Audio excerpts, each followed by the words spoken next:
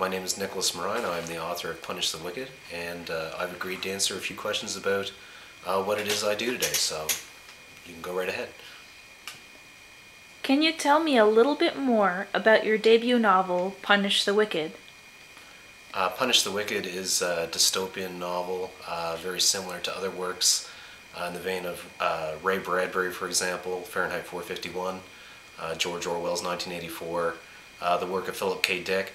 I prefer narratives that are dark, realistic, with an edge of, I would say, underclass or fringe life. And I like things to have a lot of action. Punish the Wicked is the story of Khalil Mahdi. He's a musician who is also a political fugitive, and he's being sought after by a centralized government which wishes to make an example of him. Whether or not they succeed, I guess that's up for the reader to decide. Subject matter in the book could be seen to be somewhat controversial due to its graphic nature. How do you navigate that fine line that some would call good taste? I'm not really a believer in an arbitrary taste. I think it's almost entirely contextual. I think that people like different things, and I think that there's a very interesting market for speculative fiction with a bit of a darker edge. I think there is a lot more of that negative or pessimistic tone being promoted nowadays as we live in an age of uncertainty. And I can't really say too much more to that except for that I don't really care if it offends somebody. I would write my own opinions. I stand behind them. I think that artistic expression is important. And in this case, I've decided not to sacrifice any of the plot moves that I would have made, any of the language, or any of the imagery that I have used, because I felt that it would have really hurt the project, and I was unwilling to compromise. So I'm glad that Montauk decided to give it a read, and that they liked it, and that they felt the same way that I did. What characters and concepts do you feel most strongly towards in terms of the construction of the book? Obviously, the protagonist is really the fulcrum of the plot in this story. Khalil is a young man of Arabic descent. He is fiercely independent.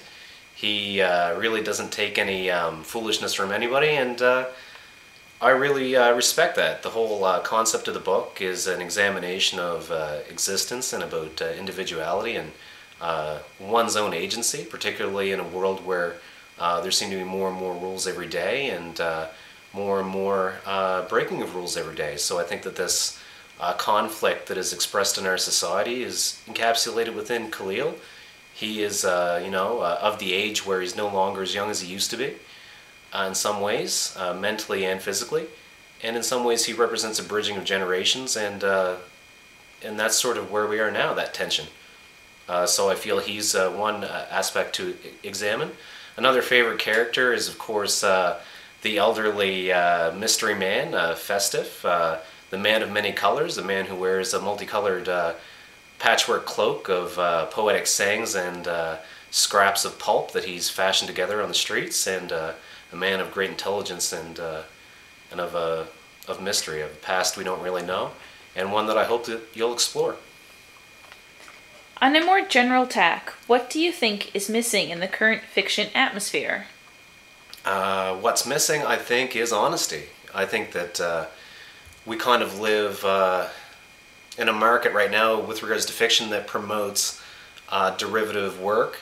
And all work can be said to be derivative in some fashion, so I don't really want to single anybody out, but what I mean by that is work that borrows too heavily and doesn't, doesn't take its own approach. The author is not willing to put their own impression on the work. It could have been written by anybody, in a stream of content producers, really. So I don't find that there's any real artistic merit in that, even though, it's what you do to make a living. And I wish that more publishers are willing to take a chance on something that might ruffle a little feathers, a few feathers, because that's the way that literature should be. And And I'm glad that a lot of small presses and medium presses and micro presses are taking that approach. And I'm sure that even the big publishers are going to stand up and take notice. What do you think is the strongest common thread amongst contemporary works of fiction? Amongst contemporary works of fiction, I think the strongest common thread is that they all seek to appeal to a large, broad base, and in doing so they dilute the content.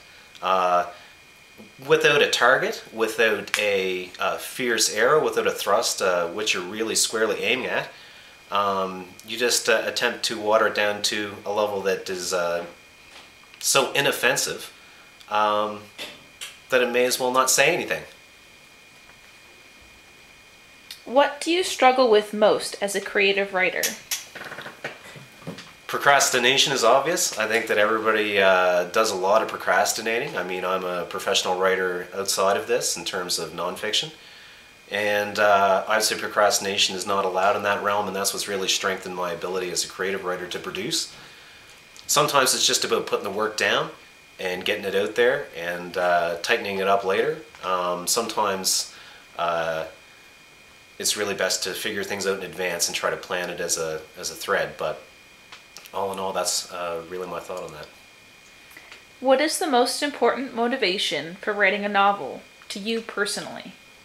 To me personally, the most important motivation is that you have a story that you want to tell, and it has to be told, and you want to get it out there and you want people to read it.